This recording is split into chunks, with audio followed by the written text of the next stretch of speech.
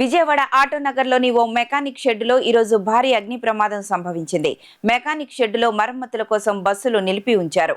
మధ్యాహ్నం ఒక బస్సు నుంచి ప్రమాదవశాత్తు మంటలు చెలరేగాయి. క్షణాల్లో మంటలు సమీపంలోని మరిన్ని బస్సులకు వ్యాపించడంతో సిబ్బంది అప్రమత్తమై అగ్నిమాపక శాఖ అధికారులకు సమాచారం అందించారు. దట్టమైన పొగలు వ్యాపించడంతో స్థానికులు భయాందోళనకు గురయ్యారు. 5 ఫైర్ ఇంజన్లతో అగ్నిమాపక సిబ్బంది మంటలను అదుపు చేశారు. గ్యారేజీలో పార్కింగ్ చేసిన 7 బస్సులు దగ్ధమయ్యాయి. ఎలాంటి ప్రాణ నష్టం లేదని అధికారులు తెలిపారు. విజయవాడ ఆటోనగర్లో నేడు భారీ అగ్ని ప్రమాదం చోటు చేసుకుంది. అగ్ని ప్రమాదంలో 7 బస్సులు కాలిపోయాయి.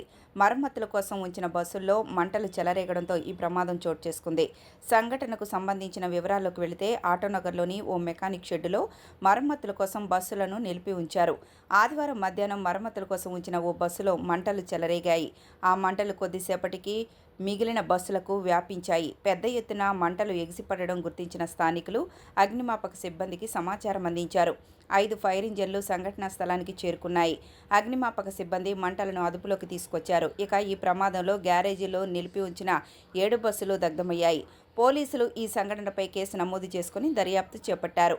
ప్రమాదంలో ఎలాంటి ప్రాణ నష్టం సంభవించలేదని తెలిపారు. ప్రమాదానికి గల కారణాలను అన్వేషిస్తున్నారు. ఈ మెకానిక్ షెడ్లో బస్సు ఫ్యాబ్రికేషన్ పనులు, మెయింటెనెన్స్ పనులు చేస్తున్నారని అగ్నిమాపక శాఖ అడిషనల్ డైరెక్టర్ శ్రీనివాసులు తెలిపారు.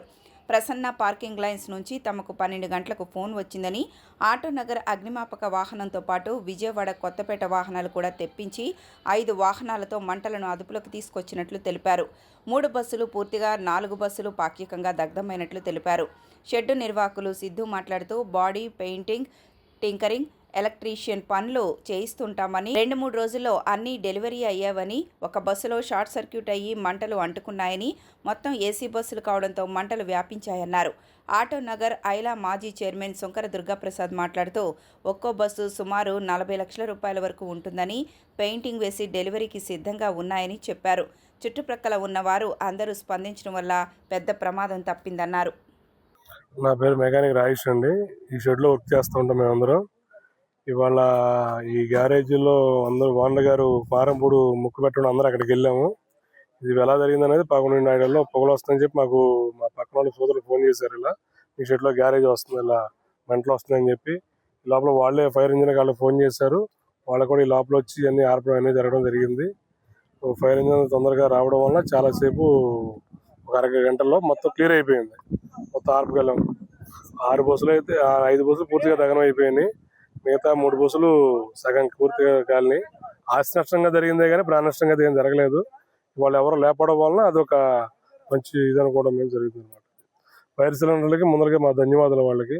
అలాగే మా తోటి సోదరులందరూ కూడా వాళ్ళకి చాలా కృతజ్ఞతలు చెప్పుకోవడం జరుగుతుంది.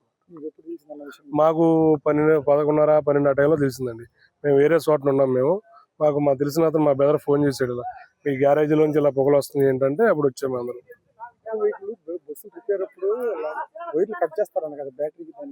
బ్యాటరీ వైర్లు తప్పిస్తామండి. ఎందుకంటే ఆగున్నప్పుడు బ్యాటరీ లేదంటే కరెంట్ షార్ట్ చేయడం జరిగింది అనుకుంటున్నాం. మేము అక్కడ హెవీ వైర్స్ ఉన్నాయి కదా, అక్కడ షార్ట్ చేయడం అది జరిగింది అనుకుంటున్నాం. బ్యాటరీ వైర్లు ఆగున్నప్పుడు తప్పిస్తాం వర్క్ జరిగేటప్పుడు. అది